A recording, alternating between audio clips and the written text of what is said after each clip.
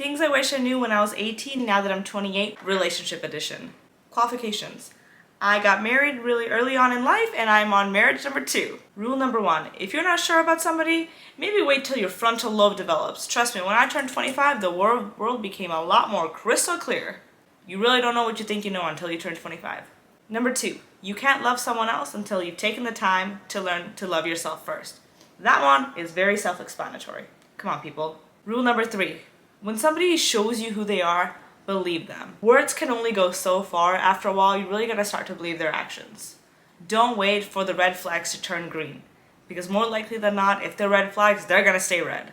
Oof. Number 4 is, it took me a while to believe. If your friends and family don't like him, they're probably right. If you're the only one that can really vouch for this guy, more than likely than not, they are seeing something that you are completely missing. And you know what? Your friends and family care for you a lot more than you think they do. So maybe listen to them. I distinctly remember my best friend telling me she got the creepers. Like, she felt very creeped out on my wedding day when I got married on my first marriage, and she just had such a bad feeling about the guy. But there is nothing that anyone could have told me on that day to make me believe that. So now in hindsight, I should have listened to her, but I thought everyone was lying and no one could see what I could see and that he was perfect. He wasn't. He was awful. Rule number 5, if your life is boring right now, let it be boring. Do not go around trying to find a man to bring some excitement in your life. Trust me. Trust me.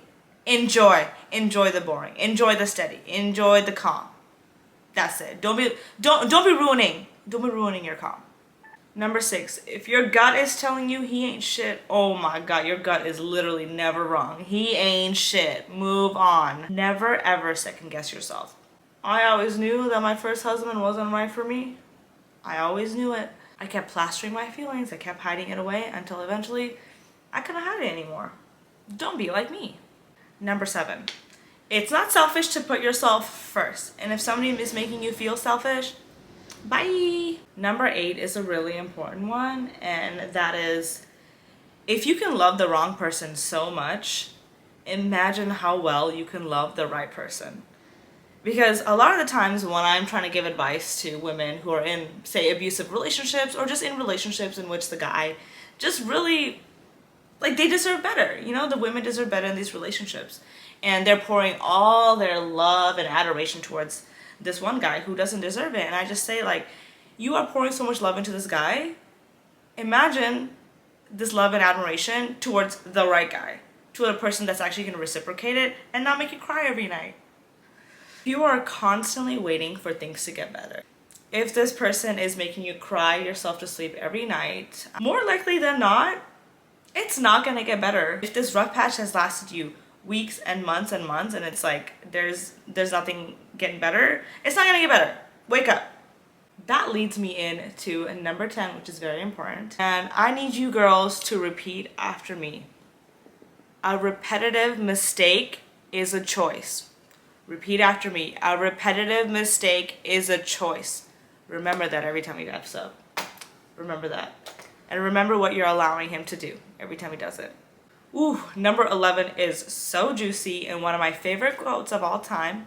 An apology without action, okay, hear me out. An apology without action is a lie. Ding, ding, ding, ding, ding. Yes, you heard it here. An apology without action is a lie. Apology without action is a dream.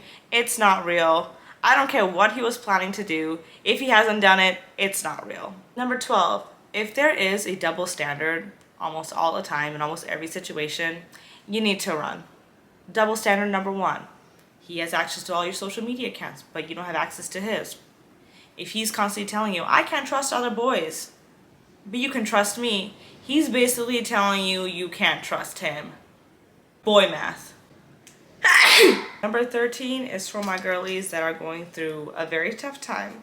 If you are experiencing really high highs and extremely low lows, more likely than not, you are in a very abusive relationship and, you know, you're probably dealing with a narcissist. No one should be experiencing extremely low lows with a partner followed by brief bouts of highs or how things used to be before all the abuse. So yeah, if that is you, just know that you're not in a good relationship and you need to leave or seek help as soon as you can. Heartbreak heals, and an abusive relationship can last a long time, unfortunately. Number 15, the truth is everyone in this world is gonna hurt you. You have to decide who is worth getting hurt over. And I'm not talking about like serious, like abusive hurt. I'm just talking about regular relationship hurt. Everyone's gonna hurt you. You have to choose wisely who it is worth getting hurt over. And last, but certainly not least, number 16.